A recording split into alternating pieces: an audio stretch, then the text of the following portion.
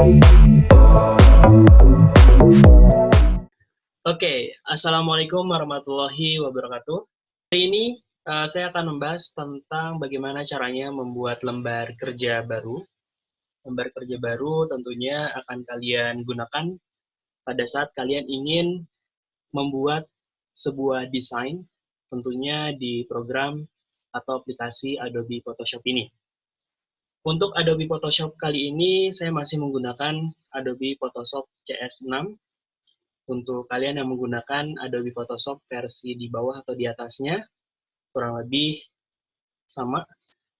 Pada video sebelumnya, tentunya kalian sudah memahami dan mengenal fungsi dari menu bar dan toolbar pada Adobe Photoshop.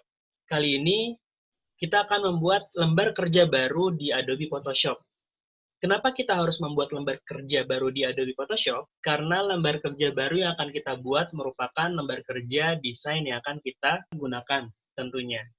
Nah, untuk membuat lembar kerja baru sangat mudah di Adobe Photoshop, yaitu kita langsung ke menu File yang ada di menu bar paling atas, yaitu langsung kita klik New, atau shortcut-nya adalah Ctrl-N. File New atau shortcut-nya adalah Ctrl-N. Di mana ketika kita sudah klik, akan muncul properti seperti ini. Untuk properties yang ada di lembar kerja baru, yaitu adalah kalian akan mendapatkan kolom-kolom tertentu, salah satunya yaitu adalah kolom nama, di mana kolom nama ini berfungsi untuk membuat nama pada lembar kerja yang akan kalian buat. Di sini saya akan membuat nama lembar kerjanya, yaitu adalah membuat lembar kerja baru. Nantinya kalian bisa membuat nama sesuai dengan kebutuhan yang kalian inginkan. Yang kedua, yaitu adalah preset, di mana preset ini adalah pilihan-pilihan ukuran yang sudah disediakan oleh Adobe Photoshop. Di sini ada beberapa pilihannya, saya klik. Di situ ada default, Photoshop size, ada US paper, ada international paper, ada foto, ada web, ada mobile and device, dan film and video. Yang nantinya kalian bisa membuat sesuai dengan kebutuhan. Kalau misalnya kalian ingin membuat sebuah desain atau format desain atau lembar kerja baru di luar dari preset yang sudah ditentukan oleh Adobe Photoshop, kalian bisa menggunakan preset custom, yang nantinya kalian bisa menyesuaikan dengan format desain yang kalian butuhkan. Oke, untuk kali ini saya akan membuat preset dari International Paper. Nah, nanti ketika kita pilih International Paper, atau kalian kalau misalnya menggunakan Adobe CC, di situ ada presetnya adalah print. Nanti ada pilihan-pilihan size yang kurang lebih sama seperti ini.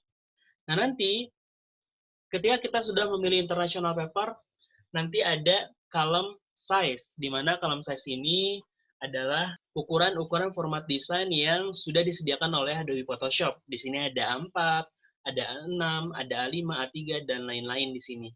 Sekarang kita akan memilih size dengan ukuran A4. Kemudian di kolom selanjutnya yaitu adalah width dan height, di mana width ini adalah lebar sebuah dokumen, kalau height ini adalah panjang sebuah dokumen. Kemudian di sampingnya ini adalah satuan panjangnya. Nah, di sini bisa kalian pilih sesuai dengan kebutuhan kalian, apakah mau pixel, inch, centimeter, milimeter, point, picas, atau kolom. Biasanya kalau misalnya kalian menggunakan desain web, kalian bisa menggunakan pixel. Kalau misalnya sesuai dengan ukuran standar Indonesia, kalian bisa menggunakan ukuran panjang centimeter atau milimeter. Di sini saya pilih milimeter. Dan selanjutnya, ketika kita sudah mengetahui ukurannya, baik itu panjang dan lebarnya, kita selanjutnya yaitu ke kolom resolusi atau resolution, di mana resolution ini adalah tingkat kualitas gambar yang akan kalian buat. Semakin besar resolusinya, semakin besar kualitas gambarnya. Kemudian semakin kecil resolusinya, tentunya semakin kecil kualitas gambarnya. Dan ini sesuai dengan kebutuhan. Kalau misalnya kita ingin membuat desain cetak, tentu standarnya itu minimal di 150 sampai dengan 300 atau lebih, disesuaikan dengan kebutuhan. Cetak ukuran kurang lebih di A4 ya. Kalau misalnya lebih dari itu, kalian bisa menyesuaikan dengan format desainnya. Kalau misalnya rekomendasi, kalian bisa menggunakan resolusi di 300 dengan satuan DPI, dot pixel per inch. Di sini sudah ada satuan ukurannya. Kemudian selanjutnya, ini ada color mode. Color mode ini digunakan untuk memilih warna yang kalian inginkan. Tentunya di dalam color mode ini ada beberapa pilihan, ada bitmap, ada grayscale, ada RGB, ada CMYK, ada lab color. Kalau grayscale ini dia dengan color mode hitam putih ya atau grayscale. Yang biasa digunakan itu adalah format color RGB color dan CMYK color. Dan tentunya ini bisa disesuaikan dengan kebutuhan kalian. Kalau misalnya penggunaan RGB atau singkatan dari red, green, and blue, nah di sini notabene adalah pembuatan desain dengan format digital. Outputnya untuk ditampilkan di komputer, di handphone, di laptop, dan lain-lain, atau di Instagram, dan lain-lain. Nah ini notabene bukan untuk format cetak. Tapi kalau misalnya kalian ingin membuat desain cetak, kalian harus pilih format CMYK color atau disesuaikan dengan percetakannya. Kalau misalnya memang percetakannya bisa mencetak RGB dengan mesin yang canggih, ya silakan aja, nanti akan sama warnanya. Kalau misalnya kalian ingin mencetak, berarti kalian pilih CMYK. Nah, kalau kasusnya, misalnya kalian menggunakan format color RGB, ya mode colornya RGB, kemudian untuk dicetak majalah misalnya diperbanyak, tapi di percetakan menggunakan mode color CMYK, nantinya kualitas warnanya itu akan turun tentunya. Makanya harus hati-hati penggunaan atau pemilihan mode color. Disesuaikan dengan outputnya nantinya. Kalau misalnya memang digital, kalian bisa menggunakan RGB. Kalau misalnya outputnya adalah media cetak, kalian bisa menggunakan format CMYK atau disesuaikan dengan kebutuhan.